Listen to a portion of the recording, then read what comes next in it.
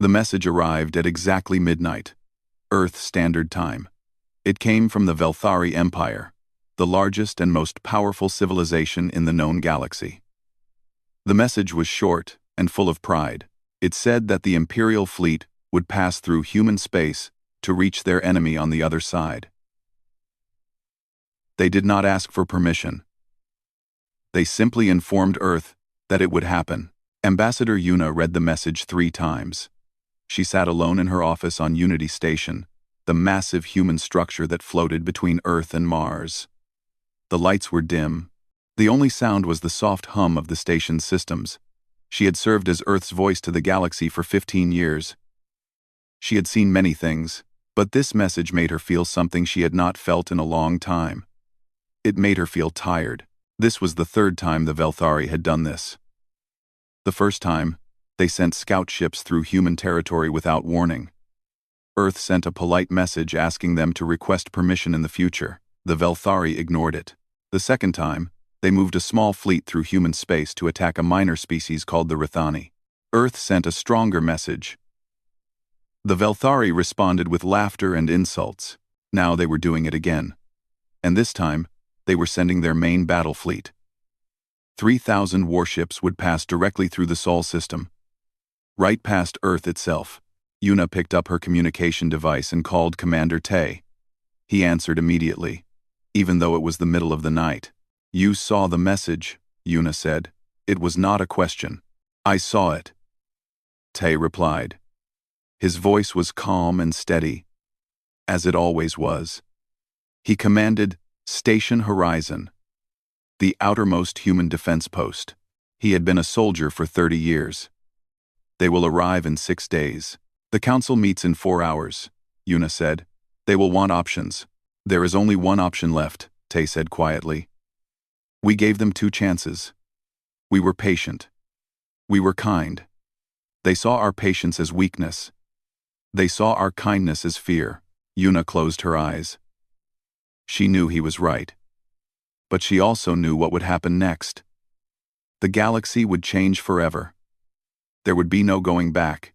4 hours later, the Earth Council gathered in the great chamber beneath the mountains of Korea. The room was old and simple. Stone walls surrounded a circular table where 12 people sat. These 12 made decisions for all of humanity. They represented every nation, every culture, every dream that humans had ever had. Yuna stood before them and explained the situation. She showed them the Velthari message. She showed them the fleet's path. She showed them what would happen if 3,000 alien warships flew past Earth. "They do not see us as equals," she said. "They see us as insects. Something small and unimportant that exists beneath their notice. We have tried diplomacy. We have tried patience. We have tried to show them that we want peace." "And now?" asked Elder Dohyun, the oldest member of the council. He was 93 years old. He remembered the days before humans knew they were not alone in the universe. "Now we show them why every other ancient species in the galaxy refuses to speak of Earth," Yuna said. "Now we show them what we really are." The council voted. It was unanimous. Protocol Omega was approved. On Station Horizon, Commander Tay received the order. He read it twice, then set down his tablet. Around him, his crew worked in silence. They knew what was coming. They had trained for this moment their entire careers, hoping it would never come. "Send the final warning," Tay said. His communications officer, a young woman named Minji, typed the message. It was broadcast across all frequencies, in all known languages, to every ship in the Velthari fleet. "Attention Velthari Imperial Fleet. This is Commander Tay, of the Terran Defense Force. You are approaching restricted human territory. Earth has issued its final warning. Turn back now. If you continue forward, you will be stopped. This is not a threat. This is a promise. You have been warned twice before. There will be no 4th warning. The choice is yours." The response came quickly.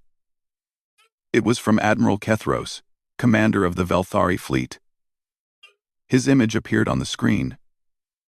He was tall and thin, with gray skin and 4 eyes that burned with anger.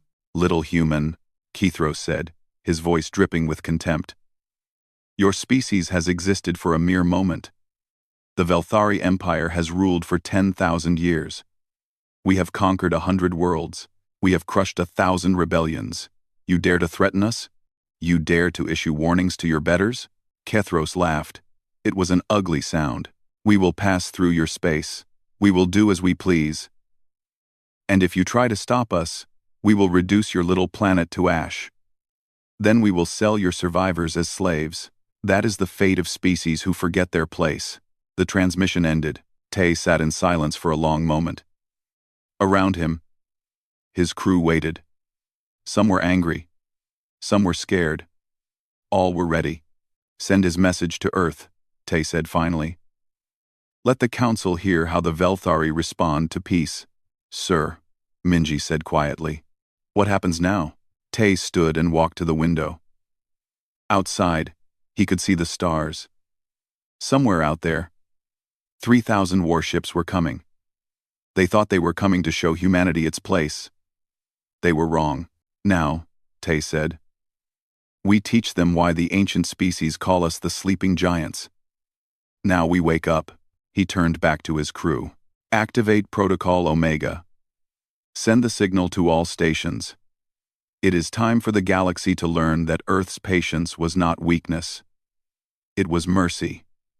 And mercy has its limits. The lights on station horizon changed from blue to red. All across human space, other stations did the same. Deep beneath the surface of Mars, machines that had been silent for 200 years began to hum. On the dark side of the moon, doors that had never opened began to move. The Velthari were coming.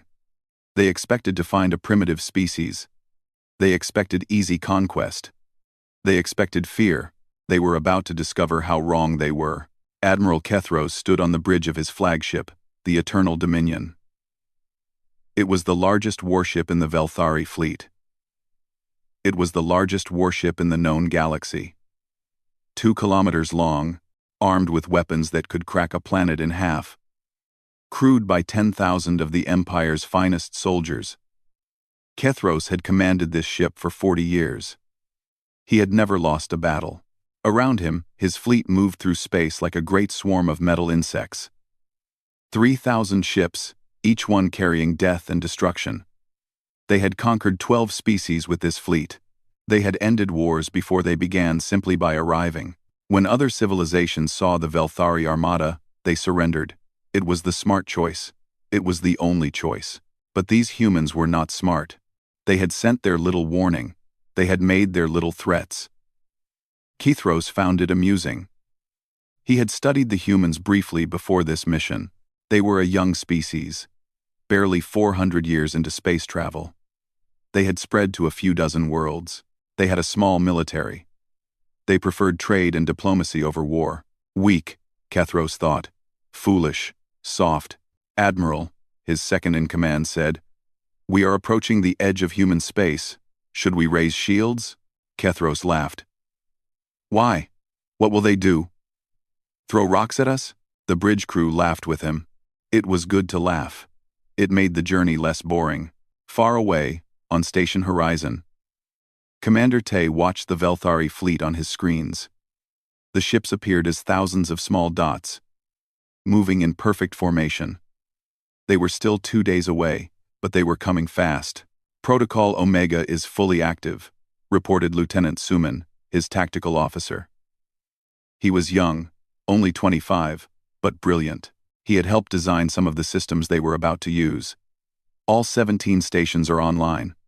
The grid is stable. The network is ready, Tay nodded. And the deep systems. Mars station reports full power. Luna base is at 98% and climbing. The belt installations are connected. And waiting. Tay looked at the map of human space. It looked so small compared to the Velthari Empire. A few dozen worlds. A handful of space stations. Nothing impressive. Nothing frightening, but appearances were deceiving. 200 years ago, humanity had discovered something terrible. They had found the ruins of an ancient civilization on a dead world, at the edge of explored space. The ruins told a story. Millions of years ago, this galaxy had been home to beings of incredible power. They had built wonders. They had achieved peace. They had thought they were safe. Then, the devourers came. No one knew where they came from. No one knew what they wanted. They simply appeared and destroyed everything in their path. The ancient civilizations fought back. They built weapons of unimaginable power. They created defenses that could stop stars. They sacrificed everything. In the end, they won. The devourers were destroyed, but so were the ancients. Their great civilizations fell. Their mighty works crumbled. Only ruins remained. Humanity found those ruins, and humanity learned their secrets. For 200 years, Earth had been preparing. Not for conquest. Not for glory. Simply for survival. They remembered what the ancients had forgotten. They remembered that the universe was dangerous. They remembered that peace was precious, but survival was everything. They built their weapons in secret. They hid their strength. They smiled and traded and made friends. But behind the smiles, behind the friendship, humanity was ready. Ready for the day when something would threaten their existence. Today was that day. "Open a channel to Admiral Hana," Tay said. A moment later, a woman's face appeared on his screen. Admiral Hana commanded the human fleet. She was 50 years old, with short gray hair and eyes that missed nothing. She had been a soldier since she was 18. She had never wanted war, but she had always prepared for it. "Commander," she said, "my ships are in position." "How many?" Tay asked. 47 combat vessels, 200 support craft. Tay almost smiled. 47 ships against 3,000. The Velthari would think it was suicide. They would be wrong. "Remember the plan," Tay said. "No casualties if we can help it. We want to teach them a lesson. Not start a genocide." "Understood," Hana said. "Though I admit, part of me wishes we could be less gentle." "I know, but we are not them. We are better." Hana nodded and closed the channel. On Earth, Ambassador Yuna prepared her message. When the time came, she would broadcast to the entire galaxy. Every species would hear what she had to say. Every civilization would learn the truth about humanity. She practiced the words over and over. They had to be perfect. Strong but not cruel. Firm but not threatening. Humanity did not want to rule the galaxy. They did not want to be feared. They simply wanted to be left alone. They wanted peace, but they would not be bullied. They would not be conquered. They would not be slaves. The hours passed. The Velthari fleet grew closer. On their ships, the alien soldiers prepared for what they thought would be an easy victory. Some talked about the slaves they would take. Others discussed how they would divide the human worlds among the noble families. A few wondered what human food tasted like. None of them wondered if they might lose. The thought never crossed their minds. On the Eternal Dominion, Admiral Kethros received a report from his scouts. They had detected the human fleet. 47 ships, waiting in a defensive formation near the fourth planet. 47, Kethros said, his 4 eyes blinking in disbelief. They send 47 ships against 3,000? Have they lost their minds? Perhaps they hope we will show mercy, his second-in-command suggested. Mercy? Kethros shook his head. I will show them what the Empire does to those who waste our time. Destroy them. Destroy them all. The Velthari fleet accelerated. 3,000 ships rushed toward the small human formation, their weapons charged, their shields activated. They were ready for battle. But as they crossed into human space, something strange happened. Throughout the darkness between stars, lights began to appear. Small at first, then brighter. 1 light, 10 lights, 100 lights, 1,000. Hidden stations, invisible to Velthari sensors, revealed themselves. They formed a vast network, a web of energy that surrounded the alien fleet on all sides. The lights connected, forming patterns that the Velthari computers could not understand. Admiral, the sensor officer said, his voice trembling. I am detecting. I do not know what I am detecting. There are structures everywhere. Thousands of them. They were not there before. Kethros stared at his screens. His 4 eyes went wide. What is this? He whispered. On station horizon, Commander Tay gave the order. Activate the grid. Show them what they are dealing with. The network pulsed. A wave of energy swept through space. And the Velthari fleet, the mightiest force in the galaxy, suddenly went dark. Every ship, every weapon, every system, all of it died in an instant.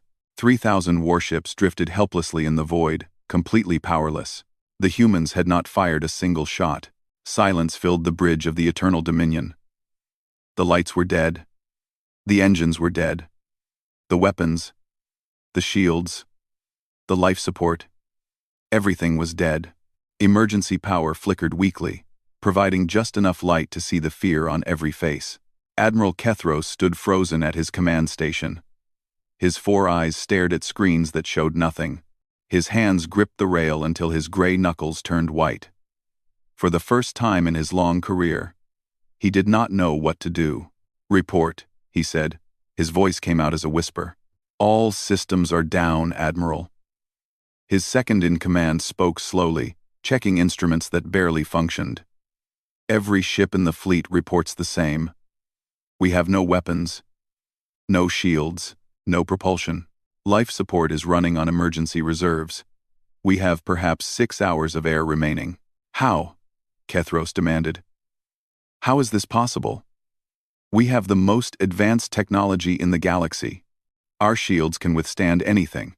Our systems have multiple backups. How did they do this? No one answered. No one knew.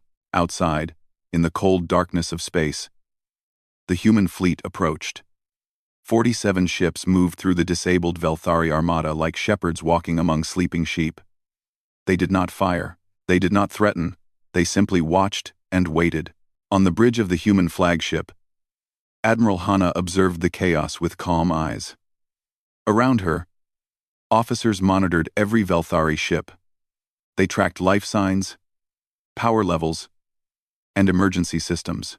They made sure no alien would die from lack of air or heat. Status report, Hana said.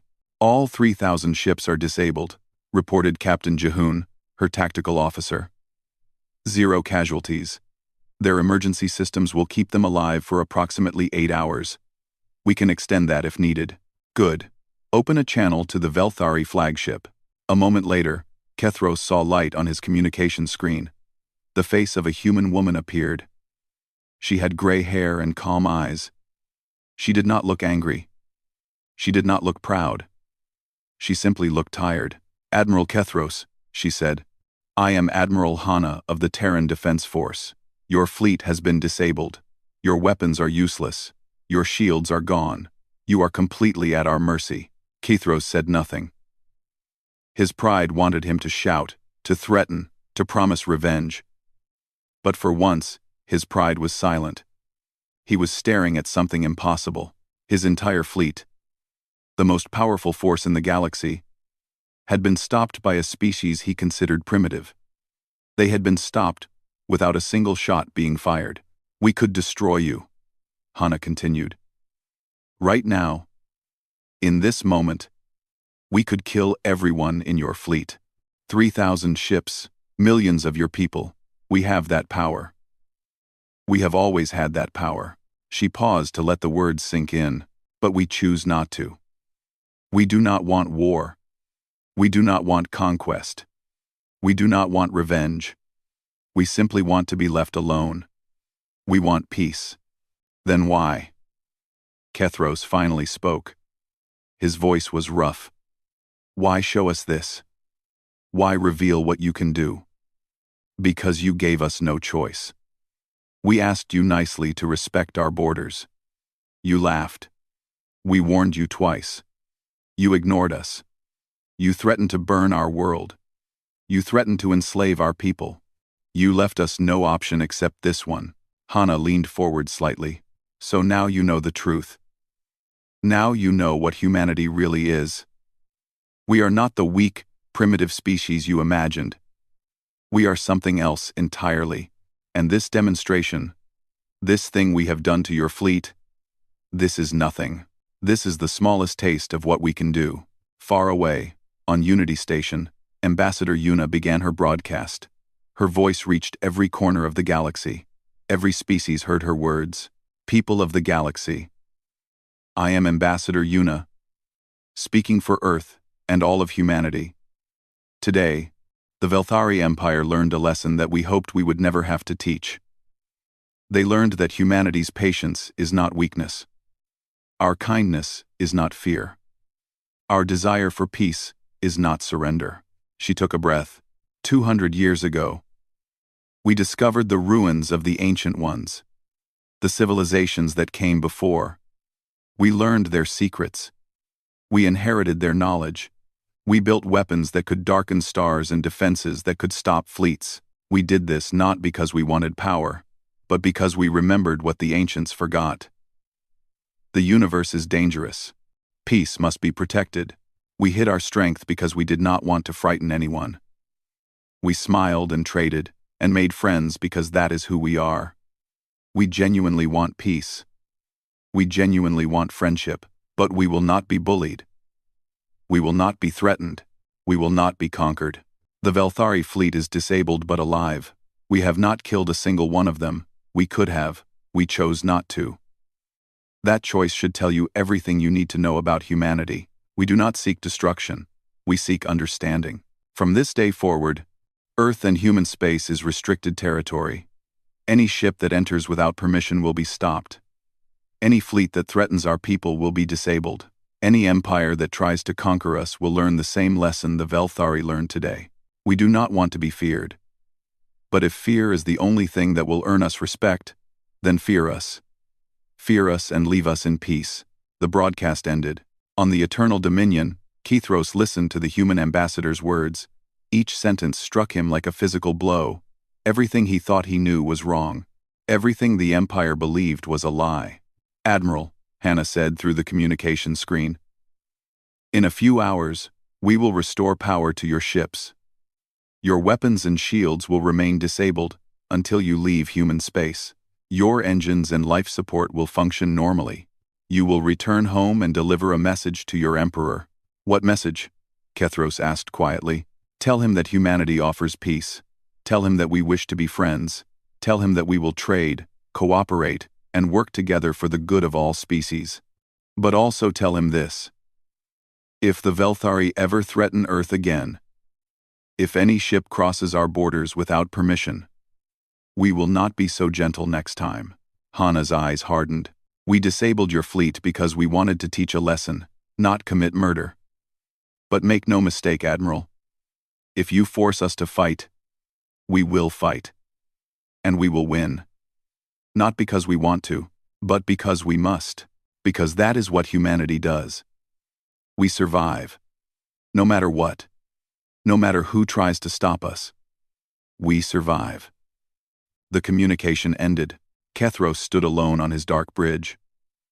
Around him, his officers waited in silence. The greatest fleet in the galaxy floated helplessly in space, completely at the mercy of a species they had called primitive, just hours before. The Admiral closed his 4 eyes. He had come to teach humans their place. Instead, he had learned his own. The news spread across the galaxy like fire through dry grass. Within hours, every species knew what had happened. The mighty Velthari fleet, 3,000 warships, had been stopped by humans. Not destroyed, not damaged, simply turned off like lights in a room. No one could believe it. The Velthari were the most powerful civilization in known space. Their technology was centuries ahead of everyone else. Their military had never lost a war, and now they floated helpless in human space, completely at the mercy of a species that most considered primitive. In the great library of Thessar, scholars rushed to find information about humanity. The Thessari were the oldest living species in the galaxy. They had kept records for millions of years. Surely they would have information about these strange beings from Earth. The head librarian, an ancient being named Valos, searched through files that had not been opened in ages. Most species did not interest the Thessari. They rose and fell like waves on a shore.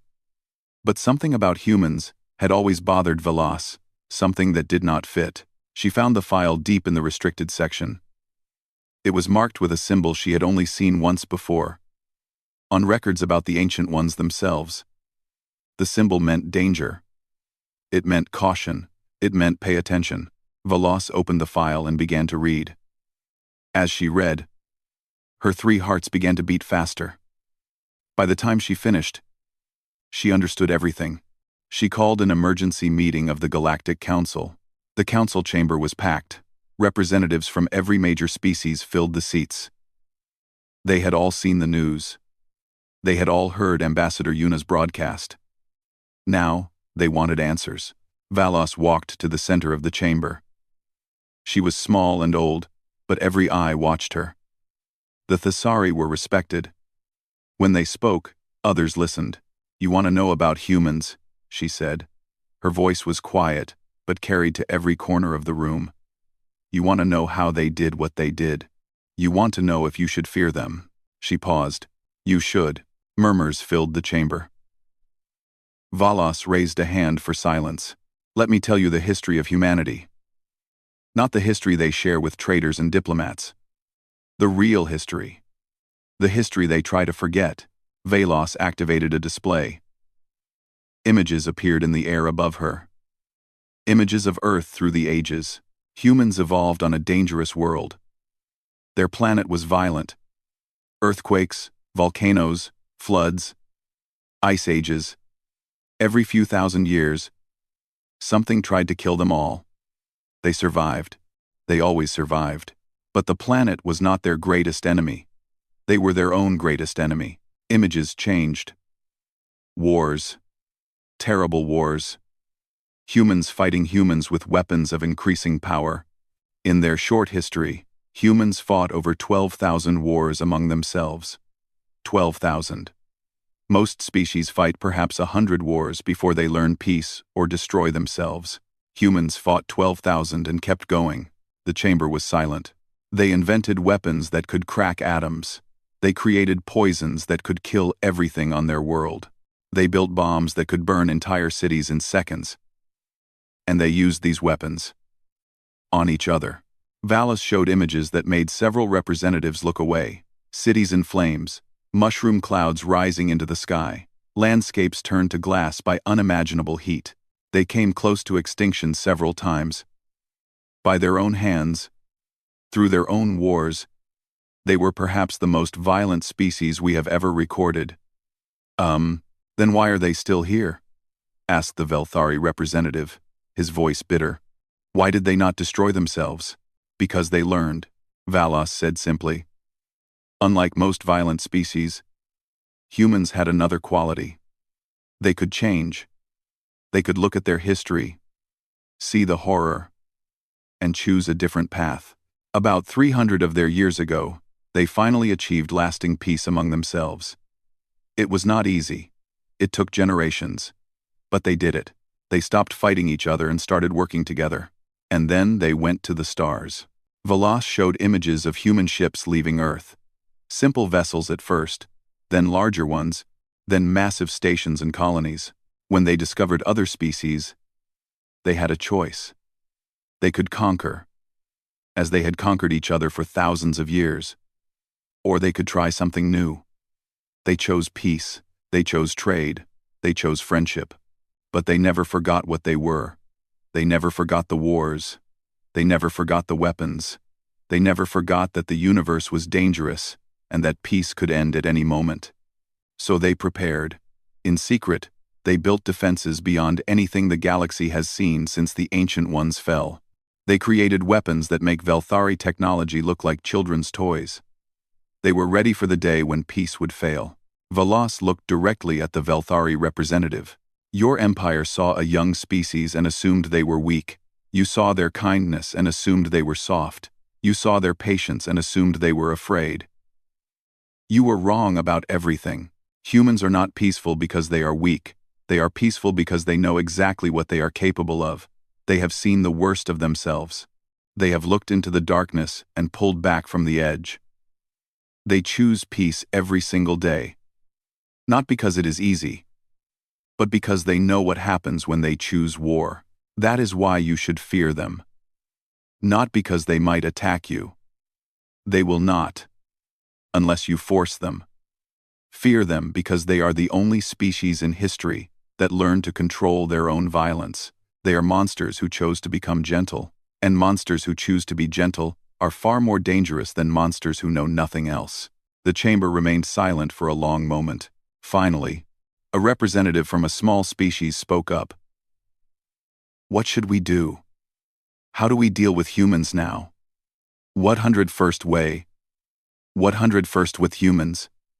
101st with humans. 101st with humans. 101st with humans.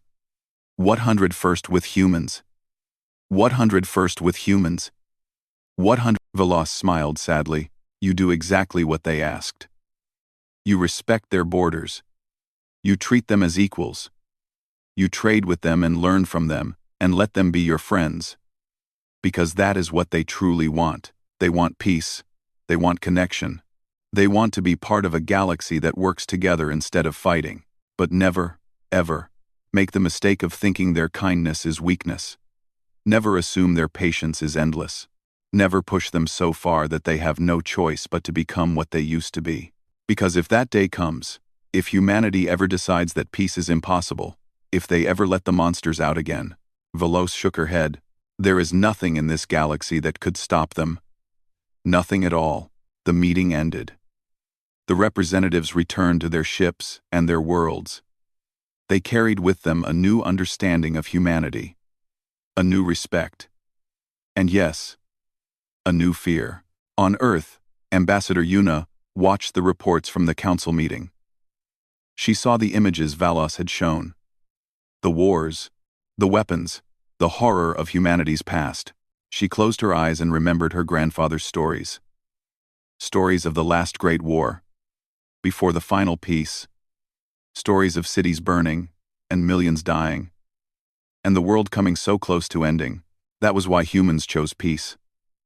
Not because they were weak, but because they had seen what war really meant. They had looked into the abyss, and they had decided, together, to turn away. But the abyss was still there, waiting, hoping. Yuna opened her eyes. Not today, she thought. Not ever again, if we can help it. But if someone forced them, she did not finish the thought. She did not need to. 3 months passed since the day the Velthari fleet went dark. 3 months since the galaxy learned the truth about humanity. Everything had changed. Admiral Kethros returned home with his fleet intact but his pride destroyed. He stood before Emperor Zathros in the great throne room and told him everything. He expected to be executed for his failure. Instead, the Emperor simply sat in silence for a long time. We were fools. The Emperor finally said, We saw what we wanted to see. We ignored every warning. What do we do now? Your Majesty? Kethros asked. We do what the humans asked. We respect their borders. We seek peace. And we pray they meant what they said about wanting friendship. The Empire sent an official apology to Earth. It was the first apology the Velthari had ever issued in their 10,000-year history. Ambassador Yuna accepted it gracefully, without gloating or reminding them of their threats. That simple act of kindness surprised the Empire more than the defeat itself. On Station Horizon, Commander Tay watched as the last Velthari ships left human space. The great fleet that had come to conquer now fled like frightened animals. But Tay did not feel joy. He felt relief. It is done, Lieutenant Minji said beside him. They are gone. For now, Tay replied. They will remember this day. Some will remember it with respect. Others will remember it with hate. We must be ready for both. Do you think we did the right thing, showing them what we can do? Tay thought about the question for a long moment. I do not know. I know that hiding was no longer working. They would have kept pushing until we had no choice but to fight. At least now they understand. Understanding is better than war. Messages began arriving at Earth from across the galaxy. Not threats or demands, but requests. Small species, weak species. Species that had lived in fear of the Velthari and others like them. They all sent the same question. Would humanity protect them? The Earth Council debated for weeks. Some argued that humanity should stay isolated. They had revealed too much already. Getting involved in galactic politics would only bring more problems. Others disagreed. Ambassador Yuna was among them. "We cannot hide anymore," she told the council. "The galaxy knows what we are. If we retreat now, they will think we are waiting to conquer them. Fear will grow. Alliances will form against us. Eventually, someone will decide to strike first, before we become too powerful. But if we reach out, if we offer protection to those who need it, we can build something different. Not an empire. Not a conquest. A community. Species working together, protecting each other, growing together." Elder Do-hyun, the oldest council member, nodded slowly. "It is what we always wanted for ourselves. Peace through cooperation, not domination. Perhaps it is time to offer that to others." The vote was close, but it passed. Humanity would not retreat. They would engage with the galaxy on their own terms. 6 months after the Velthari incident, representatives from 37 species gathered on Unity Station. It was the largest diplomatic meeting in galactic history. Ambassador Yuna welcomed them all. Commander Tay stood at the back of the Great Hall, watching the delegates arrive. Admiral Hana stood beside him. Both wore their formal uniforms. Both felt slightly uncomfortable in them. "Strange times," Hana said quietly. "A year ago, most of these species did not know we existed. Now they look at us like we might save them, or destroy them," Tay added. "I see fear in some of their eyes. Can you blame them? We showed the galaxy that we could defeat the Velthari without firing a shot. That kind of power is terrifying. Power is always terrifying. What matters is how it is used." Yuna began her speech. She spoke of peace and cooperation. She spoke of mutual defense and shared growth. She spoke of a galaxy where no species had to fear conquest or slavery, where the strong protected the weak instead of crushing them. "We call this the Terran Accords," she said. "Not because Earth wishes to rule, but because Earth will stand as guardian for all who sign. An attack on any member is an attack on all. A threat to any world is a threat to every world. We do not ask you to submit to us. We do not ask you to worship us. We only ask that you work with us, trade with us, learn with us, grow with us. Together, we can build something that has never existed before. A galaxy united not by fear, but by hope." The delegates murmured among themselves. Some looked skeptical. Others looked eager. A few looked like they might cry. One by one, they came forward to sign. Small species signed first, grateful for protection. Then, medium species, seeing advantage in alliance. Finally, even some large species signed, recognizing that the old ways were ending. By the end of the day, 62 species had joined the Terran Accords. The Velthari did not sign. They watched from a distance, still proud, still suspicious. But they also did not object. They had learned their lesson about underestimating humans. In the months that followed, the galaxy slowly transformed. Trade routes opened that had been closed by war for centuries. Species that had been enemies for generations began talking. Old hatreds did not disappear, but they softened. The presence of humanity, strange and powerful and somehow kind, gave everyone a reason to try something new. On Earth, people went about their lives. Most did not think about galactic politics or ancient weapons or the Velthari fleet. They worked and played and loved and dreamed, just as humans always had. The stars above them held wonders and dangers beyond imagination, but Earth remained home. Earth remained safe. One evening, Ambassador Yuna stood on a balcony in Seoul, watching the sun set over the city. Commander Tay stood beside her. They had become friends during the crisis, bound together by the weight of what they had done. "Do you think it will last?" Tay asked. "This peace we are building? Nothing lasts forever," Yuna replied. "Empires rise and fall. Alliances form and break. That is the nature of things. Langers in. Empires and Kwan. Then why do it? Why try so hard for something that will eventually end? Yuna smiled. Because the trying matters. Because every year of peace is a year without war. Every generation that grows up in safety is a generation that might choose peace themselves. We cannot guarantee forever. But we can give them a chance. She looked up at the stars beginning to appear in the darkening sky. Humanity learned something precious in our terrible history. We learned that we have a choice. Violence is not our destiny. Destruction is not our fate. We can be better. We can do better. And maybe, if we try hard enough, we can help others see that too. And if we fail? If it all falls apart? Yuna turned to face him. Then we try again. As many times as it takes. Because that is what humans do. We fall down. We get back up. We keep going. We never stop trying. Never stop hoping. Never stop reaching for something better. That is our greatest weapon. Not the technology.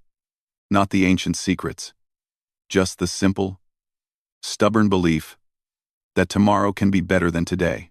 Tay nodded slowly. For the first time since the crisis began, he felt something he had almost forgotten. Hope. Above them, the stars burned bright.